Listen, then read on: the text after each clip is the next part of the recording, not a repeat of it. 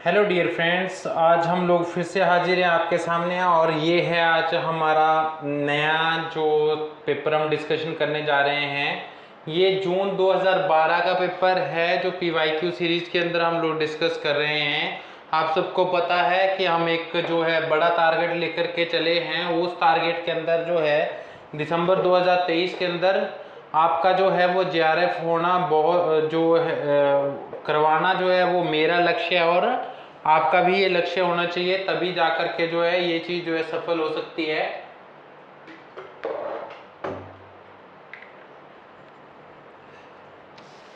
तो उस नापाक लक्ष्य के लिए जो है हम लोग जो है उद्देश्य के लिए लगते हैं और उस लक्ष्य की तरफ जो है वो कदम बढ़ाते हुए डिस्कशन करते हैं आज के पेपर का। पहला ही प्रश्न जो है वो बहुविकल्पीय 50 प्रश्न जो है हमें करने हैं। उनमें से पहला प्रश्न है, निम्नलिखित युग्मों में से कौन सा युग्म सही नहीं है। तो इनमें से जो है क्या बोलता है, निम्न पूरा पाषाण काल जो है वो खाद्य, शिकार, संग्रहण, ये चीज़ें जो है वो इसमें रही हैं। ठीक है, तो ये जो है वो सही है। दूसरा है, उच्च पूरा पाषाण काल के अंदर यही चीज़ें थी, शिकार, खाद्य संग्रहण। मध्य पाषाण काल के अंदर जो है खाद्य संग्रहण जो था और शिकार ये ये नहीं था। और नव पाषाण काल के अंदर जो है वो खाद्य उत्पादन जो है वो शुरू हो चुका था। तो इस तरीके से जो है इसका आंसर जो है ये सी हो जाता है। और फिर जो है अगला सुमेलित करने का है, सरायखेला जो है, सरायखेला ये है आपका पाकिस्तान के अंदर। कहाँ पर? पाकिस्तान के अंदर। तरखान डेरा जो है, तरखान डेरा ये है आपका राजस्थान के अंदर, तरखान डेरा राजस्थान के अंदर है। कुनाल जो है ये हरियाणा के अंदर है और शिकरपुर जो है ये गुजरात के अंदर है। तो इस तरीके से जो इसका आंसर है वो ए हो जाता है। तो प्रश्न नंबर 2 का जो आंसर है वो कोट ए हो जाता है। फिर क्वेश्चन नंबर 3 जो है आपका, क्वेश्चन नंबर 3, इसमें क्या लिखा गया है कि आपको निम्न युग्मों को जो है वो क्या करना है, सुमेलित जो है करना है। कौन से सही युग्म जो है वो है, ठीक है। शैलाश्रय जो है लंगनाज के अंदर है। लंगनाज क्या है? लंगनाज जो है ये एक जो है मोनोलिथिक साइट है और यहाँ शैलाश्रय नहीं मिले हैं, यहाँ पे जो है और सामान मिला है, तो इसलिए जो है ये बिल्कुल गलत है। दूसरा जो है मदहदा लघु पाषाण, तो मदहदा जो है वो मेसोलिथिक साइट है, ये भी और मेसोलिथिक साइट है। ये प्रतापगढ़ यूपी के अंदर है और 1978 से लेकर 1978 और 9 के अंदर जो है ये खोजी गई थी। यहाँ एक जो है 35 अच्छी तरह से संरक्षित जीवाश्म जो है हमें प्राप्त हुए। कहाँ से? महदह साइट से, ठीक है। बूचड़ खाने से संबंधित स्थल जो है लिख क्या है, तो इसकी जो जानकारी है ये दी गई, ये भी गलत है, लिख क्या में नहीं है। इसमें सिर्फ एक क्वेश्चन, ये एक जो है ऑप्शन सही है, प्रस्तर उपकरण बनाने की कार्यशाला इसमपुर के अंदर है, बिल्कुल सही है। तो इस तरीके से एक सराय नहर करके एक जो है वो आता है, न्यूलिथिक साइट आता है, वो 1968 के अंदर जो है गंगा के मैदान के अंदर मिला था। वहाँ 15 मानव कंकाल की श्रृंखला जो है वो पाई जाती है। कौन सा? सराय नहर। तो आपको क्या समझना है इससे कि जो भी मेसोलिथिक, न्यूलिथिक या फिर जितनी जो है वो साइट्स जो दी गई है नवपाषाण काल, महापाषाण काल से रिलेटेड या फिर हड़प्पा सभ्यता से, उनमें से भी आप वो सारी की सारी साइट्स आपके टिप्स पे होनी चाहिए और स्पेशली जो अभी न्यूज़ के अंदर है वो तो बहुत ज़रूरी हो जाती है, ठीक है। अब जो है हमें फिर से मिलान करना है। क्वेश्चन नंबर 4 है, ऋग्वेद का जो संबंध है वो ऋग्वेद का संबंध है शाकल से और यजुर्वेद का संबंध जो है वाजसनेयी से है, वाजसनेयी से है। सामदेव का जो संबंध है वो कौमुद से है और अथर्ववेद का संबंध जो है वो शौनक से है। तो ये ऑप्शन जो है वो बी हो जाता है, ठीक है। और इसके बाद क्वेश्चन नंबर 5 जो है हमारा वो आता है दीर्घ निकाय का संबंध जो है वो किससे है? तो दीर्घ निकाय का जो संबंध है वो है आपका महापरिनिर्वाण सूत्र से, और कुद्दक निकाय का जो संबंध है वो है धम्पद से, और विनय पिटक का जो संबंध है वो कुद्दक निकाय से, और अभिधम पिटक का जो संबंध है वो है आपका कथावस्तु से। तो इस तरीके से जो इसका ऑप्शन ए है वो सही हो जाता है। साथ ही हम लोग जो है इसके ऊपर और नजर डालते हैं। दीर्घ निकाय जो है एक बौद्ध धर्म ग्रंथ है जो सूत पिटक में 5 प्रबल निकायों में से पहला है, जो बौद्ध धर्म के जो है पाली त्रिपिटक की रचना करने वाली 3 पिटकों में से एक है। ठीक है, कहने का तात्पर्य बौद्ध धर्म के अंदर कितने पिटक है? 3 पिटक है, सूत पिटक, विनय पिटक, सूत पिटक और अभिधम पिटक। तो इनके अलग अलग से आगे पार्ट भी है। दीर्घ निकाय जो है ये सूत पिटक का हिस्सा है, और बोल रहा है कि दीर्घ निकाय जिसका अर्थ है लंबा संग्रह, एक संस्कृत दीर्घ जो है एक संस्कृत दीर्घ जिसमें दीर्घगामी, जिसमें जो है सैद्धांतिक व्याख्याओं की विदंतियों और नैतिक नियमों सहित जो है 34 लंबे सूत्र शामिल है इसमें। ठीक है, तो प्रमुख बौद्ध ग्रंथों की मैंने बात करी तो विनय पिटक, अभिधम पिटक और सूत पिटक की हमने बात करी। तो विनय पिटक में जो है भिक्षुओं और ननों के लिए जो है मठवासी जीवन पर जो है वो लागू होने वाले अनुशासन और नियम शामिल है, किसमें? विनय पिटक के अंदर। ठीक है, और जो है सूत पिटक में क्या है? सूत पिटक में बुद्ध की मुख्य शिक्षाओं को शामिल किया गया है। तो इसका जो तीसरा पिटक है वो सूत पिटक, उसमें बुद्ध की मुख्य शिक्षाओं को शामिल किया गया है। और जो तीसरा है अभिधम पिटक, ये वाला अभिधम पिटक में क्या है कि जो भिक्षुओं की शिक्षा और जो है विद्वतापूर्ण गतिविधि और दार्शनिक विश्लेषण और व्यस्तीकरण के लिए जो है वो सिद्धांत दिए गए हैं। अब हम लोग सूत पिटक के अंदर जो है सूत पिटक की जो 5 निकाय है उनकी बात करते हैं। सूत पिटक के अंदर तो मध्यम निकाय है, दीर्घ निकाय है, संयुक्त निकाय है, अंगुत्तर निकाय है, कुद्दक निकाय है। तो इस तरीके से ये कितनी होगी? मध्यम निकाय, दीर्घ निकाय, संयुक्त निकाय, अंगुत्तर निकाय और कुद्दक निकाय। ठीक है, तो ये कुद्दक निकाय जो है इसमें धम्पद, उदान, इति जो है धम्पद यहाँ मिलाने के लिए दिया गया। ठीक है, तो ये कुद्दक निकाय का हिस्सा है। उदान जो है वो भी कुद्दक निकाय का हिस्सा है। इति बुंतक जो है वो कुद्दक निकाय का हिस्सा है। सुत निपात जो है वो कुद्दक निकाय का हिस्सा है। तो इस तरीके से इनके अलग अलग जो है वो भी वर्णन आपको दिए गए हैं और आपको ये चीजें आनी चाहिए। तो ये इतना बड़ा जो है ये इसमें से ही हम लोगों ने निकाल करके पढ़ा और समझा। तो ऑप्शन ए जो है वो इसका दिया गया है। ठीक है, अब आपको क्वेश्चन नंबर 6 जो है वो करना है। तो मेगस्थनीज की इंडिका प्रवृत्ति ग्रीक यात्रियों के विवरणों में सुरक्षित थी। निम्नलिखित या ग्रीक यात्री विवरणों में किसका विवरण जो है इंडिका से संबंध नहीं है? तो वो है आपका टेसियस का जो वर्णन है वो इससे संबंधित नहीं है। बाकी ये सारे के जो वर्णन है वो दिए गए हैं। निम्नलिखित युग्मों में कौन सा युग्म सही नहीं है? तो निम्नलिखित युग्मों में जो है कौन सा युग्म सही नहीं है? आपको शिलालेख का सारनाथ के दिया गया है, तो ये नहीं सही है, क्योंकि इसमें क्या बोला गया है? सारनाथ के अंदर हमें लघु स्तंभ शिला अभिलेख जो है लघु स्तंभ अभिलेख मिला है, ना कि शिलालेख मिला है। तो ये अशोक का जो है वो स्तंभ लेख था। लघु शिलालेख बहापुर से मिला है, हाँ जी बिल्कुल मिला है। और स्तंभ लेख रामपुरवा से मिला है, हाँ बिल्कुल मिला है।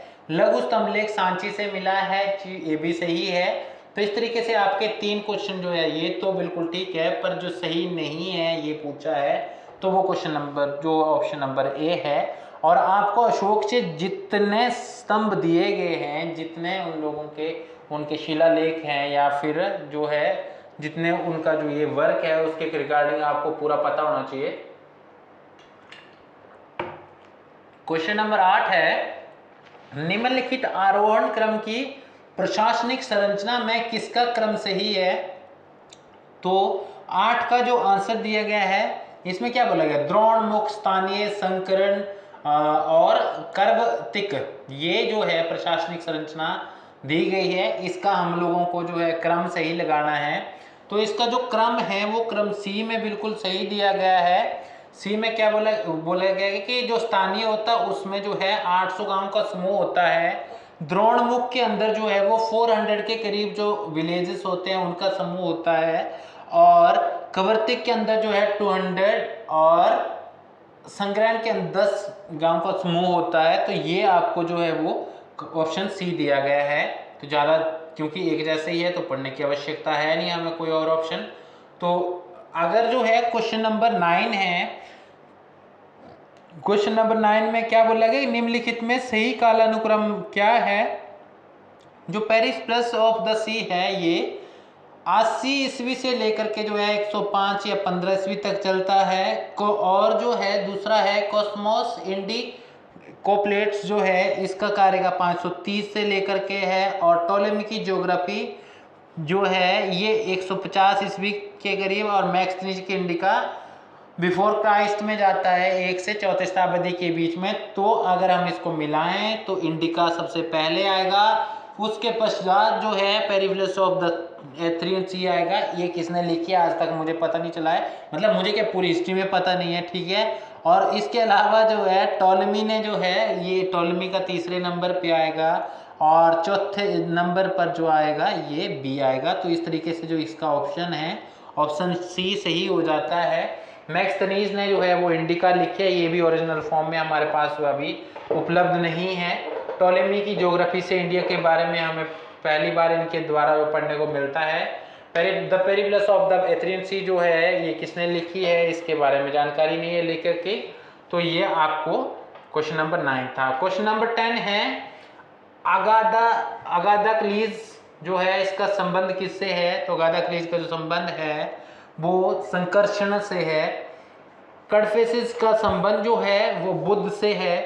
बिम कडफिश जो है इनका जो संबंध है ये शिव से है, मतलब जो इनके पूजनीय बताए गए हैं। कनिष्क का जो संबंध है वो अतश से है। तो इस तरीके से इसका जो ऑप्शन है वो ए हो जाता है।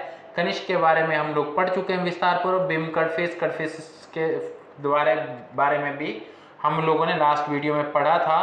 तो हर वीडियो में फैक्ट रिपीट करेंगे तो फिर जो है आगे बढ़ना मुश्किल हो जाएगा।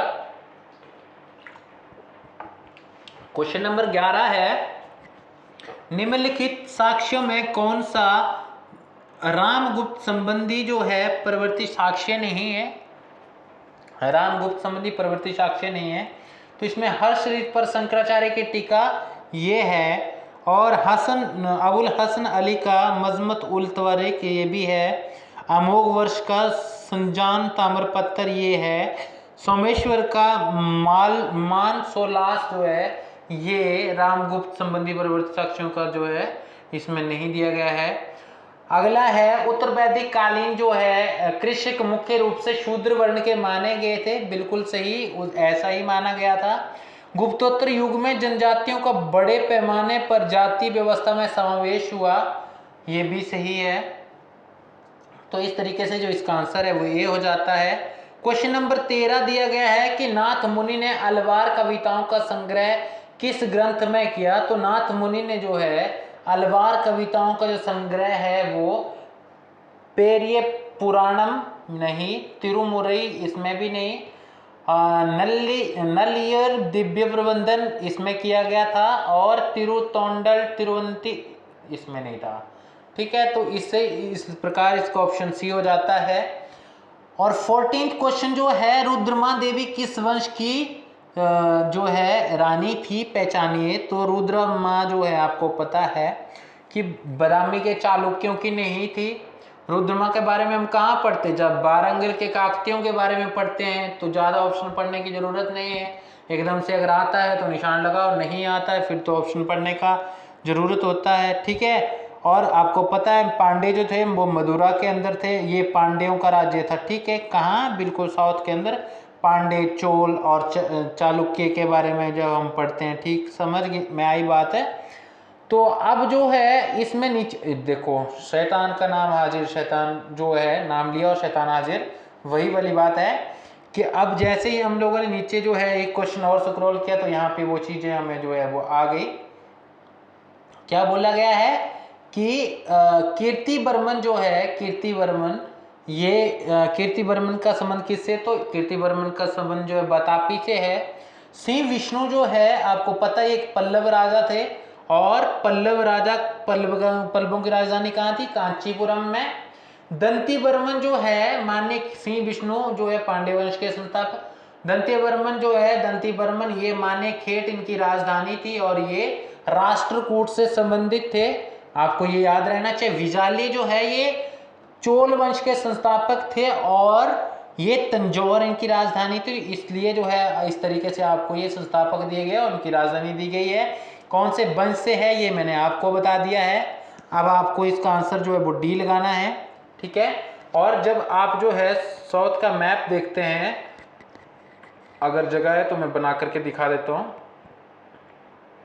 ये देखिए, जब आप भारत का ये वाला नक्शा देखते हैं ना, तो भारत वाले इस नक्शे के अंदर जो है यहाँ पे आपको 3 राज्य देखने को मिलते हैं, चोल, पांडे और चेर, ठीक है। और उन्हीं की बात जो है यहाँ हो रही थी। अभी चेर हमने नहीं डिस्कस किया, बस चोल तक ही हम पहुँचे, और बात एक जो है चालुक्य थे, ठीक है। निम्नांकित प्राचीन साहित्यिक ग्रंथों में किसमें चित्रकला संबंधित एक स्वतंत्र अध्याय है, चित्रकला से संबंधित एक स्वतंत्र अध्याय दिया गया है, तो वो दिया गया है आपका पंच सिद्धांतिका में नहीं दिया है, विष्णु धर्मोत्तर पुराण में दिया गया है। पंचतंत्र और नाट्यशास्त्र, इनके बारे में भी हम थोड़ी जानकारी रखते हैं कि पंचतंत्र जो है वो बड़ा मिहिर ने लिखा था। बड़ा मिहिर जो है विक्रमादित्य के काल में हुआ, और इन्होंने पंच सिद्धांतिका की रचना की। नाट्यशास्त्र जो है ये 200 से 200 BC से 200 सी तक जो है वो लिखा गया। नाट्यशास्त्र भरत मुनि के द्वारा लिखा गया था, ठीक है। और पंचतंत्र मैंने आपको पहले पंच सिद्धांतिका पंचतंत्र पढ़ा दिया। ए ऑप्शन जो है पंच सिद्धांतिका, ये बारामिहिर के द्वारा लिखा गया था महाराजा विक्रमादित्य के काल के दौरान, ठीक है। अब जो है पंचतंत्र की बात करते हैं, तो पंचतंत्र जो है वो विष्णु शर्मा जी के द्वारा लिखा गया है, और इसमें ये एक जो है वो छोटी कहानियों का संग्रह है। अब जो निम्नलिखित में से चोल वंश का राजस्व अधिकारी कौन था? चोल वंश का जो राजस्व अधिकारी था वो था आपका ऑप्शन नंबर डी, पेरुमक्कल जो है ये चोल काल का राजस्व अधिकारी था। क्वेश्चन नंबर 18 है, निम्नलिखित कथनों में कौन से कथन सत्य है? बलबन की मृत्यु के पश्चात उसके पुत्र बुगारा खान ने लखनौती में सार्वभौम सत्ता धारण की। बिल्कुल उसने की थी। और इसके अलावा जो है क्वेश्चन आंसर जो ऑप्शन 2 है, अलाउद्दीन खिलजी ने अपनी सत्ता को बंगाल तक विस्तृत किया था। बिल्कुल नहीं किया था। सन 1344 में गयासुद्दीन तुगलक ने बंगाल का दिल्ली सल्तनत में विलय किया था। हाँ जी किया था। और इसी से जब वो वापिस आ रहा था तो मोहम्मद बिन तुगलक ने उसको मार दिया था। और जब उसने संदेश दिया था कहाँ से, बंगाल से, कि निज़ामुद्दीन औलिया तुम जो है वो दरगाह खाली करो, तो उसने बोला था कि दिल्ली दूर है। मैंने पिछले कल भी आपको ये चीज़ बताई थी। फिर जो है शमशुद्दीन इलियास शाह के शासनकाल में फिरोज शाह तुगलक ने बंगाल पर 2 बार आक्रमण किया था। ऑप्शन नंबर 4 ये बिल्कुल गलत है। तो इसलिए हमने क्या करना है, असत्य ढूंढना था। असत्य हमने ढूंढ लिया, क्योंकि सत्य ढूंढने में कोई ज़्यादा दिक्कत नहीं होती है, तो सत्य ढूंढने में वक्त लगता है कि नहीं। तो ऑप्शन नंबर बी जो है वो इसका सही हो जाता है। फिर जो है 19 क्वेश्चन जो है, शेख मोइनुद्दीन चिश्ती जो है इनका संबंध जो है वो कहाँ से था? आपको पता है इनका सीधा संबंध अजमेर से था। उसके बाद जो है शेख बहाउद्दीन जकारिया का जो संबंध है वो मुल्तान से रहा है। तो दूसरा ऑप्शन भी हमारा सही हो गया। शेख फरीदुद्दीन मसूद गंजे शकर, जैसे बाबा फरीद हम कहते हैं, उनका जो संबंध है वो आजोधन से था। शेख निजामुद्दीन औलिया मैंने अभी डिस्कस किया, दिल्ली से रहने वाले थे, तो ये एक हो जाता है। और इस कारण जो है इसका जो ऑप्शन सही है वो सी हो जाता है। तो ज़्यादा टाइम नहीं पास करना, जहां हम लोगों ने डिस्कस कर लिया पहले, कोई नया फैक्ट आएगा इसके रिलेटेड हम लोग डिस्कस करेंगे। ये चारों हमने पिछले पेपर में डिस्कस करे थे। मुगल तुगलक के शासनकाल मोहम्मद तुगलक के शासन के क्षेत्र के लिए हिंद एवं सिंध शब्द का प्रयोग किसने किया था? तो हिंद एवं सिंध शब्द का प्रयोग जो है वो जियाउद्दीन बनी ने किया था? बिल्कुल नहीं। अब्द मलिक इसामी नहीं, इसने नहीं किया था। हाँ, इब्न बतूता ने किया था। आपको पता है ये काजी के पद पर भी रहा था एमबीटी के कार्यकाल में।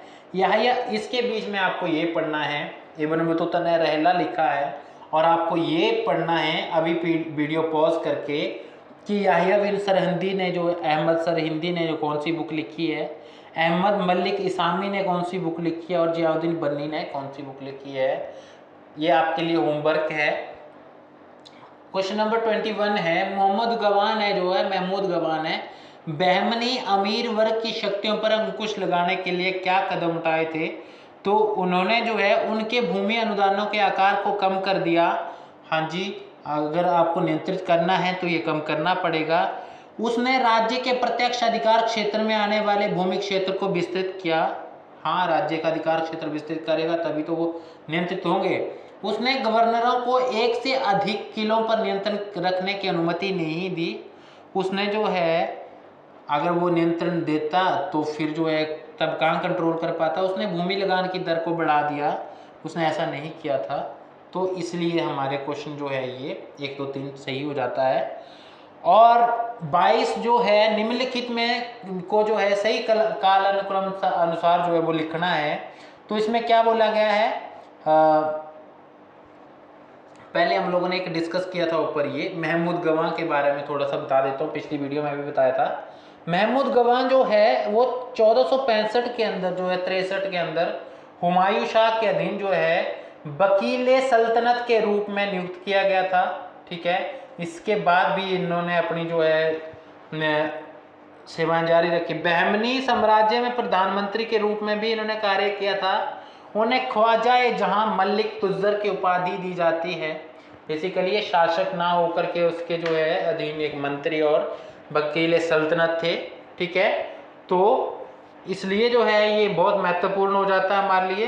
अब अगला क्वेश्चन जो है हम जानते हैं, बहमनी साम्राज्य साउथ के अंदर जब आप जाएंगे तो वहां आपको देखने को मिलता है, मैंने आपको 3 साम्राज्य 4 जो है कल के पेपर में करवाए थे। निम्नलिखित में सही कालानुक्रम अनुसार व्यवस्थित करना है आपको।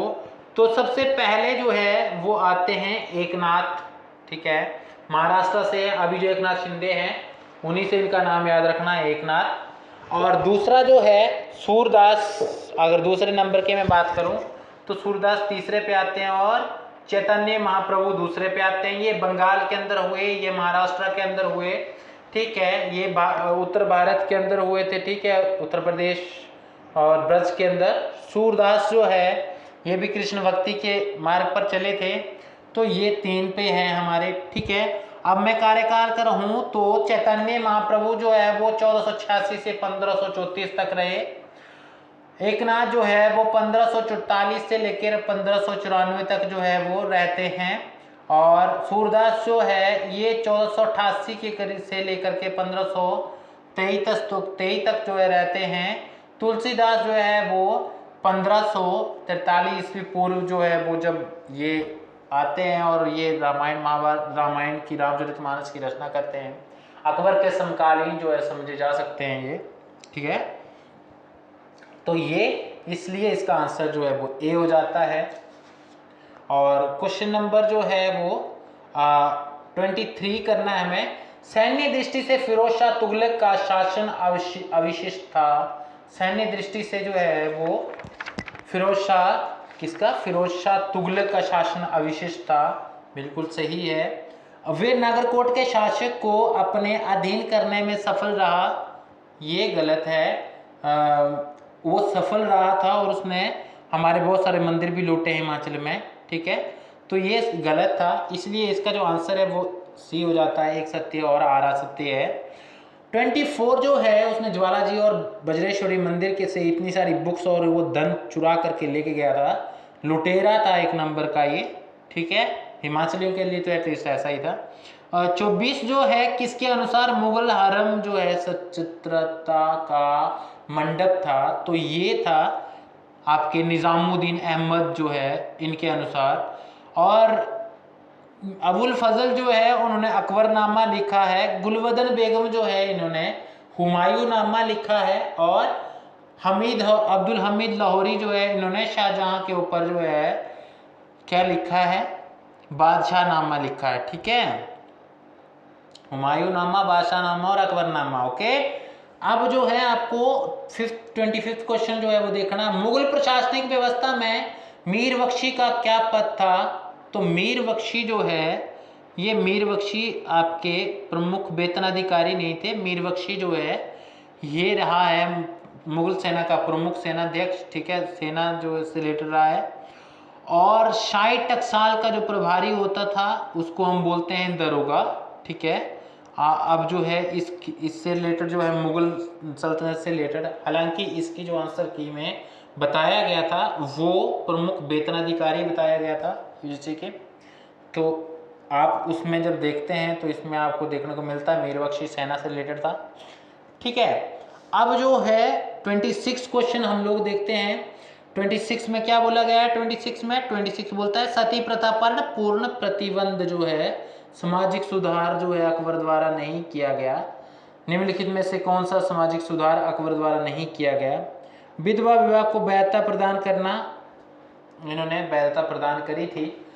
क्योंकि आप जब देखते हैं कि बैरम खान की पत्नी को जो है, बैरम खान को जब ये मार देता है तो सिंबॉलिक तौर पर उनकी पत्नी से शादी कर लेता है ताकि उनको वो इज्जत मान मर्यादा जो है वो मिल सके।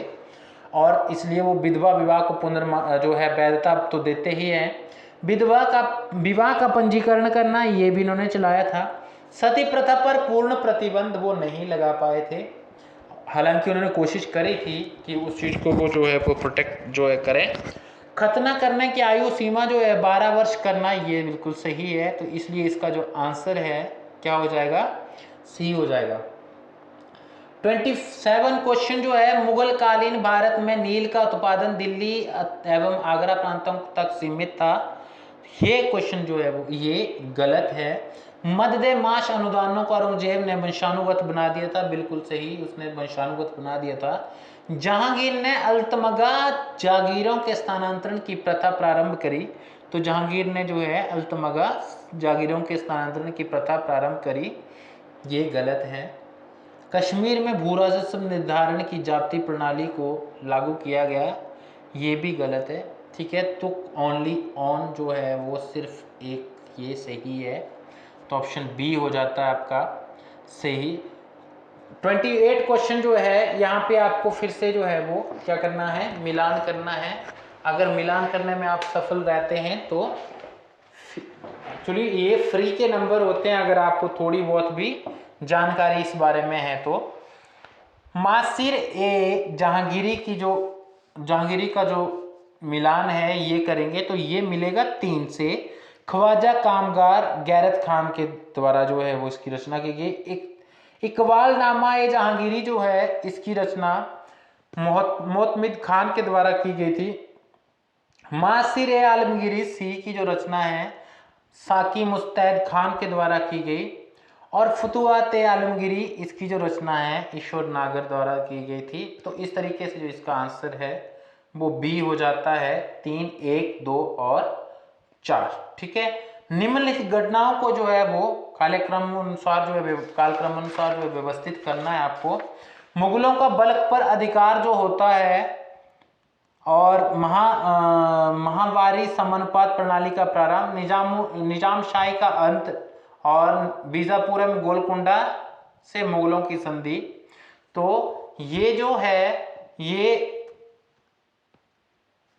ये ऑप्शन बी जो है ये पहले पर आएगा। फिर जो है दूसरे पर जो है निजामशाही का अंत आएगा। तीसरे पर जो है बीजापुर में गोलकुंडा मुगलों की संधि, ये ऑप्शन 3 जो है वो आएगा, 3 नंबर पे आएगा। और 4 पे आएगा ये जो फर्स्ट पे ही दिया गया था मुगलों का बल्क पर अधिकार। तो इस तरीके से इसका जो ऑप्शन है वो ए हो जाता है। निम्नलिखित में से कोई जो है सही कालानुक्रम अनुसार लिखना है इनको भी। तो इसमें जो है शाहजादे अकबर का दक्कन प्लाइन और शाइस्ता खान का चिटगांव पर अधिकार, औरंगजेब द्वारा गोलकुंडा की विजय, गुरु गोविंद सिंह द्वारा खालसा की स्थापना। आपको पता है कि ये सारी घटनाएं जो है, अगर आपको एक भी इसमें पता है कि गुरु गोविंद सिंह ने जो स्थापना करी थी वो शहजादे, ये 4 पे आएगा। फर्स्ट पर जो है शाइस्ता खान का चिटगांव पर अधिकार आएगा। सेकंड पर जो है वो शहजादे अकबर का दक्कन प्लाइन आएगा। औरंगजेब पर गोलकुंडा, औरंगजेब द्वारा गोलकुंडा की विजय जो है वो 3 पर आएगा। तो इस तरीके से जो इसका ऑप्शन है वो बी हो जाता है। ठीक है, तो 31 क्वेश्चन जो है 17वीं शताब्दी के अंत तक इंग्लिश ईस्ट इंडिया कंपनी ने पुर्तगाली और डच व्यापारिक प्रतिद्वंदियों को अपने मार्ग से हटा दिया था। तो ये जो है ऑप्शन जो दिया गया है ये सही है 31। इंग्लिश व्यापारी उच्च कोटि के नील को सस्ती दरों पर बेचते थे, ये गलत है, वो और महंगा बेचते थे। तो ये सी हो जाता है, ए सत्य एवं आर असत्य। 32 जो है औरंगजेब के शासनकाल के उत्तरार्ध में मुगल अमीर वर्ग में राजपूत मंसूबदारों की संख्या में कमी आई। औरंगजेब के समय में ऐसा हुआ था। औरंगजेब ने दक्कन से आए अमीरों को बड़ी संख्या में जगीरें प्रदान की थी। तो जगीरें उसने जो है दक्कन से आए हुए अमीरों को प्रदान की थी। तो इस तरीके से जो है इसका ऑप्शन ए और आर दोनों सही है, परंतु ए आर की सही व्याख्या नहीं है। ठीक है, क्योंकि लगा करके देखोगे आप तो ये आएगा इसका आंसर बी। ठीक है, क्योंकि इसका और इसका कोई लिंक नहीं है ना। अब हमें देखना है 33, Indian painting under the Mughals जो बुक है वो लिखी थी आपकी पर्सी ब्राउन के द्वारा। तो 1 का 3 के साथ मिलान करोगे 2 अपने आप कट जाएंगे। फिर जो है आर्किटेक्चर ऑफ मुगल इंडिया, इसका मिलान करते हैं हम लोग। Architecture of Mughal India Catherine B Asher के साथ जो है इसका मिलान करेंगे तो 2 का 4 जैसे ही हो जाता है। आपके सारे क्वेश्चन जो है वो जो एलिमिनेट हो जाते हैं और ऑप्शन डी जो है वो इसका सही हो जाता है। फिर भी हम लोग सी का जो आंसर है वो 2 के साथ मिलेगा, मोती चंदर, और Mughal painting during Jahangir times Ashok Kumar के साथ मिलान करेंगे और हमारा जो आंसर है वो निकल आएगा। ठीक है, 34 क्वेश्चन है। 34 में क्या बोला गया है कि हमें उत्तर मुगल काल के जो सम्राट हैं उनके नामों पर जो है वो विचार करना है और उनको कालानुक्रम में जो स्थापित करना है। तो ऑप्शन नंबर 1 पर जो है वो आएगा कौन सा, ये आएगी आपके जहांदार शाह। दूसरे नंबर पर जो है मोहम्मद शाह आएंगे। तीसरे नंबर पर जो है आलमगीर द्वितीय आएंगे और चौथे नंबर पर जो है वो कौन आएंगे, अहमद शाह आएंगे। तो इस तरीके से जो इसका आंसर है वो हो जाता है 3 4 1 और 2, 3 4 1 और 2 ऑप्शन डी में है। अब आपको अगर मैं बोलूं कि उत्तर मुगल काल के जो आपके जितने शासक हैं उनके बारे में अगर आप थोड़ी सी जानकारी रखते हैं जो कि बहुत महत्वपूर्ण है। पहला है आपका बहादुर शाह प्रथम, ये 1707 से लेकर के जो है 1712 तक रहते हैं, इनको शाह बेखबर बोलते हैं। दूसरे नंबर पर आपके आते हैं जहांदार शाह। जहांदार शाह जो है 1712 से लेकर के जो है 1713 तक रहते हैं। इनको लंपट मूर्ख बोला जाता था, लंपट मूर्ख बोला जाता है जहांदार शाह को। तीसरा है फर्रुख खसियर।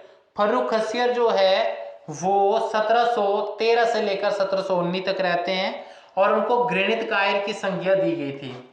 फिर उसके बाद आते हैं मोहम्मद शाह, जो क्वेश्चन में पूछा गया है, 1719 से 1748 तक रहते हैं। रंगीला उनका उपनाम है। बादशाह जो है जब जो है ये बने हैं, ठीक है, इनको रंगीला बादशाह कहा जाता था। ये नगन अवस्था में जो है वो दरबार में घूमने लग पड़ते थे दिमाग से बिल्कुल पैदल थे, ठीक है। और अहमद शाह जो है वो 1744 से लेकर के 1700 कब तक 1700 जो है 54 तक जो है वो ये रहते हैं। उसके बाद आलमगीर द्वितीय आते हैं, 1754 से लेकर के 1759 तक रहते हैं। आलम शाह द्वितीय जो है वो 1759 से 1806 तक रहते हैं। अकबर द्वितीय जो वो 1806 से लेकर के 1837 तक रहते हैं। लास्ट जो है भाई साहब ये है बहादुर शाह द्वितीय, इनको जाफर के नाम से जाना जाता है। 1837 से 1858 तक जो है ये रहते हैं। उसके बाद इनको रंगून भेज दिया जाता है जहाँ इनकी मृत्यु हो जाती है, क्योंकि द्वितीय विश्व युद्ध में फर्स्ट स्वतंत्रता संग्राम के अंदर इन्होंने भाग लिया था भारत के।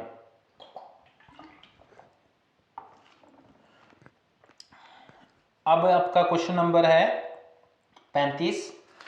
क्वेश्चन नंबर 35 में क्या बोला गया है कि 1857 के विद्रोह का ब्रिटिश द्वारा दमन कर दिया गया था। बिल्कुल सही है, दमन कर दिया गया था, क्योंकि कुछ को छोड़कर जैसे झांसी की रानी बहुत कम भारतीय शासकों ने इस विद्रोह में भाग लिया था। ये सही है। तो इस तरीके से इसका जो आंसर है वो ए में ही हमें मिल जाता है। ए और आर दोनों सत्य और आर ए की सही व्याख्या जो है वो है, ठीक है। अब हमें देखना है ऑप्शन नंबर ये हो गया ए इसका। अब 36 देखना है। डॉक्टर एनी बेसेंट ने ब्रिटिश शासन के विरुद्ध स्वराज शासन आंदोलन संगठित किया था। हाँ जी, उन्होंने किया था स्वराज जो आंदोलन उन्होंने संगठित किया था। एनी बेसेंट के बारे में आपको ये पता होना चाहिए कि उन्होंने जो है वो भारत के अंदर जो है बहुत बड़ा योगदान दिया भारतीय स्वतंत्रता संग्राम के अंदर। पहली अध्यक्षा वो कांग्रेस के अंदर रही है 1917 के अंदर जो है। उसके पश्चात जैसे वो थियोसॉफिकल सोसाइटी से जुड़ी हुई थी, तो थियोसॉफिकल सोसाइटी के बारे में भी आपको पता होना चाहिए। किसी क्वेश्चन के अंदर आएगा तो हम जरूर चर्चा करेंगे, परंतु एनी बेसेंट जुड़ी हुई थी तो आपका क्या काम हो जाता है, क्योंकि मेरा काम है आपको सिखाना कि तरीका क्या है एक्चुअल में करने का। तो आपको एनी बेसेंट के बारे में भी जो है सारी जानकारी, कौन से मूवमेंट से जुड़ी थी, कौन सी अध्यक्षता करी, कौन कौन से जो है मुख्य कार्य इन्होंने किए, ठीक है, उसके बारे में आपको होम रूल लीग के साथ ये जुड़ी थी तो वो भी आपको पता होना चाहिए। इस तरीके से इसका आंसर हो जाता है ये। दूसरा क्या है, भारत की जनता के सभी वर्गों को धार्मिक चिंतन से ऊपर एक एकल राजनीतिक नारे के साथ संगठित करना चाहती थी। हाँ जी, ये भी ठीक है इसका। तो ये ऑप्शन जो है वो डी हो जाता है इसका। ये और आज सही है, व्याख्या भी सही करता है। तो रॉबर्ट क्लाइव ने मुगल शासक से बंगाल, बिहार और उड़ीसा की दीवानी किस वर्ष में स्वीकार करी थी? तो उन्होंने स्वीकार करी थी 1765 के अंदर। आपको पता है कि पहले हुआ कौन सा, प्लासी का युद्ध हुआ था, उसके पश्चात बक्सर वार हुआ था, है ना। तो क्लाइव ही जो थे उस समय थे आपके जब प्लासी का वार हुआ, ठीक है। अब आपको क्या करना है, अब आपको बेसिन की संधि जो है वो किस किस के बीच हुई थी 1802 वाली, वो बताना है। तो ये तो आंखें बंद करके भी आप लगा सकते हैं कि ये इंग्लिश और पेशवा बाजीराव द्वितीय के बीच में हुई थी। परंतु यहाँ पे काम खत्म नहीं होता है। अब जो पूछा गया है कि इंग्लिश और टीपू सुल्तान के बीच में कौन सी हुई थी, तो कार्नवालिस और टीपू सुल्तान के बीच में थर्ड जो मैसूर बार है, आंग्ल मैसूर बार, उसके बाद एक संधि होती है जिसको हम श्रीरंगपट्टनम की संधि बोलते हैं, जिसमें टीपू सुल्तान ने लगभग अपना आधा राज्य गंवा दिया था, ठीक है। टीपू सुल्तान मैसूर का जो है वो शासक था, हैदर अली का पुत्र था, ओके। आपको उनके बारे में भी, उन तीनों युद्धों के बारे में पता होना चाहिए। फिर जो है इंग्लिश और होलकर के बीच में मंडलेश्वर की संधि होती है, मंदसौर की, तो इसके बारे में आपको पता होना चाहिए। गायकवाड़ और इंग्लिश के बीच में कौन सी हुई? इनफैक्ट मराठों ने इंग्लिशों जो ब्रिटिशरों के साथ बहुत सारी संधियां करी है, 6 से 7 संधियां हैं जिनके बारे में आपको सारी जानकारी जो है वो होनी चाहिए, ठीक है। 39 जो क्वेश्चन है वो एनी बेसेंट द्वारा प्रारंभ किया गया स्वराज आंदोलन का लक्ष्य क्या था? दूसरा क्वेश्चन बन रहा है यहाँ पे ये उससे। तो ये क्या था? विदेशी वस्तुओं का आविष्कार करना, उसको कोई लेना देना नहीं, खुद विदेशी थी वो। दूसरा है उसका भारतीय जनता को शिक्षित करना, हाँ थोड़ा बहुत कह सकते हैं, परंतु इस क्वेश्चन के उसमें हमें ये भी सही नहीं लग रहा है। तीसरा है भारत के शासन के लिए जो है स्वशासन को प्राप्त करना, भारत के लिए स्वशासन को प्राप्त करना, ये थोड़ा सा हम कह सकते हैं कि सही है। प्रशासन में ब्रिटिश अधिकार के विरुद्ध आंदोलन करना, आंदोलन करने से उनका कोई मतलब नहीं था। तो जितना हमने देखा उसमें सबसे सही हमें यही लग रहा है। तो और यूजीसी ने भी यही आंसर दिया था। अब यहाँ पे विडंबना ये है कि वो भारत में आकर के जो है वो महिलाओं के अधिकारों की बात कर रही थी, जबकि वो जहाँ से आई थी इवन कि अमेरिका के अंदर भी उस समय जो है वो महिलाओं को अधिकार नहीं थे और ना जो है वहाँ पे उनको पॉलिटिकल राइट थे उस तरह के। तो भारत में आके वो उन चीज़ों की बात कर रही थी जो वहाँ पे भी उपलब्ध नहीं थी। हालांकि हमारे लिए तो अच्छी बात थी, पर हिपोक्रेसी होती है किसी भी समाज के, किसी भी लोगों की। उन्होंने हमारे भारत के लिए बहुत अच्छा सोचा, उसके लिए हम उसके धन्यवादी हैं। अगला जो क्वेश्चन है वो है आपका, ईस्ट इंडिया कंपनी द्वारा स्थापित कारखानों के संबंध में निम्नलिखित में से कौन सा ऐतिहासिक क्रम जो है वो सही है। तो ये सबसे पहला जो था वो मसूलीपट्टनम में खोला गया, दूसरा सूरत के अंदर खोला गया, आपको पता है, तीसरा बालासोर के अंदर खोला गया था, और चौथा हुगली के अंदर, हुगली क्योंकि यहाँ पे जाके है बंगाल के पास, ठीक है, तो वहाँ खोला गया था। ये तो जो 8th-9th के बच्चे हैं वो भी कर लेंगे, तो इसके ऊपर हम ज़्यादा चर्चा नहीं करूँगा, ठीक है। अब आपको 41 जो है वो करना है। इंडियन नेशनल, भारतीय राष्ट्रीय कांग्रेस की प्रथम महिला अध्यक्ष कौन थी? मैंने कहा था अभी थोड़ी देर पहले एनी बेसेंट थी। अगर पूछें कि प्रथम भारतीय महिला कौन थी, वो थी सरोजनी नायडू, 1925 के अंदर जो है, 24 के बाद जो है गांधी के बाद जो ये बनी थी, ठीक है। अब आपको क्या करना है, सुचेता कृपलानी और मैडम भीकाजी कामा कौन थी? इन्होंने कहाँ झंडा फहराया था? जर्मनी के अंदर फहराया था। कौन से शहर में फहराया था और इनका क्या योगदान था, वो चीजें आपको वीडियो पॉज करके अभी पढ़नी है, ठीक है। अगला जो क्वेश्चन है 42, poverty and un-British rule in India नामक पुस्तक किसने लिखी? 1000 बार हम लोग जो है वो इस चीज को पढ़ चुके हैं, अब तो छप चुकी है आपके दिमाग में। दादा भाई नौरोजी ने, दादा भाई नौरोजी ने कितनी बार कांग्रेस की अध्यक्षता करी, कौन कौन से अधिवेशनों की अध्यक्षता करी, ये चीजें जो है आपके उसमें होनी चाहिए। एम एन रॉय जो है वो एक क्या थे, ब्रिटिश जो है भारत के अंदर जो है एक कम्युनिस्ट थे, जिन्होंने कम्युनिस्ट पार्टी की स्थापना करी थी, ठीक है। अब जो है एम एन रॉय और भारतीय संविधान सभा के अंदर भी इनका महत्वपूर्ण योगदान रहा है, ठीक है। अब आपको क्या करना है, 40 कौन सा क्वेश्चन करना है, 43 क्वेश्चन करना है। भारतीय इतिहास में 8 अगस्त जो है 1942 का दिन किस लिए महत्वपूर्ण है? सुभाष चंद्र बोस द्वारा सिंगापुर में इंडियन नेशनल कांग्रेस की स्थापना की गई थी, बिल्कुल गलत है। औपनिवेशिक राज्य के लिए क्रिप्स के प्रस्ताव, बिल्कुल नहीं। महात्मा गांधी द्वारा प्रारंभ किया गया सहयोग आंदोलन, ये तो जो है 1920 के अंदर जो है वो ये प्रारंभ किया गया था। महात्मा गांधी द्वारा प्रारंभ किया गया भारत छोड़ो आंदोलन, हाँ जी बिल्कुल सही। और ग्वालियर टैंक के ऊपर इसके लिए सभा हुई थी, और इसके पश्चात गांधी जी दूसरे दिन ही 0 आवर के तहत जो है गिरफ्तार किए गए थे, और उसके बाद ये बहुत हिंसक आंदोलन भी हो गया था, ठीक है। तो ऑप्शन नंबर डी जो है इसका हो जाता है। अब आपको क्या करना है, ऑप्शन नंबर डी होता है। तो 44 जो क्वेश्चन है, करो या मरो का नारा जो है वो यहाँ आपको जो है कौन से सही सुमेलित है वो ढूंढना है। करो या मरो का नारा जो है वो जवाहरलाल नेहरू ने नहीं दिया था। स्वराज मेरा जन्मसिद्ध अधिकार है, ये किसने कहा था? तिलक ने कहा था, गांधी ने नहीं कहा था, ठीक है। तो ये भी आंसर गलत हो गया। मुझे रक्त दो मैं तुम्हें आज़ादी दूंगा, सुभाष चंद्र बोस ने कहा था, ये सही है। तो हमें अपना आंसर मिल गया है। अगला भी देख लेते हैं, अहिंसा के जरिए स्वतंत्रता हमारा लक्ष्य होना चाहिए, बीजी तिलक ने नहीं कहा था। अहिंसा का जो है कंसेप्ट कौन देते हैं, ठीक है, इसके बारे में जो है आपको बेहतर तरीके से पता है किस किस के लक्ष्य थे, ये आपको बताना है मुझे, ओके। अब जो है ऑप्शन जो है अगला हमारा जो प्रश्न है वो 45 है। पूछा क्या गया है, फ्रीडम एट मिडनाइट जो है वो किसने लिखी है? तो फ्रीडम एट मिडनाइट जो है वो कॉलिस एंड लेफियर के द्वारा लिखी गई है, ये सुमेलित ही है एकाएक से। The story of integration of the Indian states जो है ये लिखी गई थी बीपी मेनन के द्वारा। बीपी मेनन कौन थे? ये इनका क्या योगदान रहा है हमारी संविधान सभा और उसके पश्चात ये चीज़ जो है वो आप मुझे लिख करके भेज सकते हैं कमेंट बॉक्स में। और अगला है ट्रावणकोर जो है, ट्रावणकोर दीवान, सी का जो ऑप्शन है वो सीपी रामास्वामी अय्यर्स के साथ इसका मिलान करते हैं। सेक्रेटरी ऑफ स्टेट्स जो है वो किसने लिखी, पैथिक लॉरेंस ने जो है वो लिखी थी। तो इस तरीके से हमारा ऑप्शन ए ही जो है वो मिलान हो जाता है यहाँ पे। नॉर्थ ब्रुक जो है ये कब बनते हैं, नॉर्थ ब्रुक जो है ये 1872 के अंदर बनते हैं, जब लॉर्ड मेयो की मृत्यु हो जाती है। उनको जो है एक भारतीय के द्वारा जो है वो मार दिया जाता है। कहाँ मारा जाता है, पोर्ट ब्लेयर के अंदर मारा जाता था लॉर्ड मेयो को 1871 के अंदर ये मारे जाते हैं। उसके बाद ये बनते हैं 1872 के अंदर। इन्होंने जो है पहली जनगणना भी करवाई थी।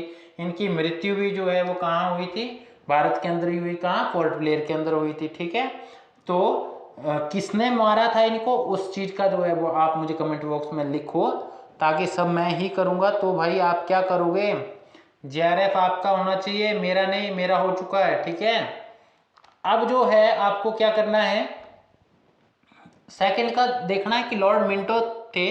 तो लॉर्ड मिंटो का जो कार्यकाल है 1906 से 1910 तक रहा है। मार्ले मिंटो सुधार अगर आपको याद हो, ठीक है, तो उसमें क्या है, मुस्लिमों के लिए जो है सेपरेट जो है वो एक चुनाव के लिए जो है एक नई पद्धति का आविष्कार किया जाता है ना, अंग्रेजों के द्वारा। ठीक है, और क्या सांप्रदायिकता का जो है वो पंचाट जो है वो पहली शुरुआत उसकी वही थी। हालांकि बाद में जो है वो जब वो और विस्तारित होने लगा तो गांधी जी ने उसको नहीं होने दिया था। अब जो है लिनलिथगो जो है सबसे ज्यादा समय तक क्या रहे हैं भारत के, मतलब इन्होंने काफी लंबा टाइम किया, 1936 से लेकर के जो है 1944 तक जो है लिनलिथगो जो है वो भारत में वायसराय रहते हैं।